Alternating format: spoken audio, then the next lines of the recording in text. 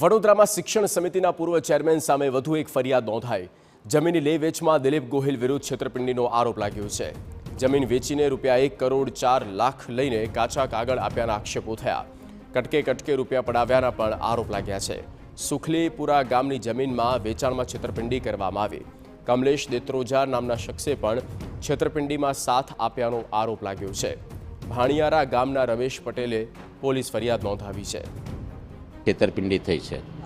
હું 1 વર્ષથી અમને પૈસા આપતો હતો, ટુકડે ટુકડે મેં પૈસા આપ્યા છે, ઘણી મોટી રકમ આપી દીધી છે અને બંને જણ સાથે આવી અને મારી જોડેથી પૈસા લેતા હતા અને તે ટાઈમે પહેલે જ દિવસે જ્યારે ટોકન કર્યું તે દિવસ મને પાવર ઓફ એટર્ની બતાવવામાં આવી હતી અને એ પાવરની કોપી મેં માગી તો વારંવાર હેમખેમ પ્રકારે જુદા જુદા બહાના કાઢ્યા અને મને આજ દિન સુધી આપી નથી।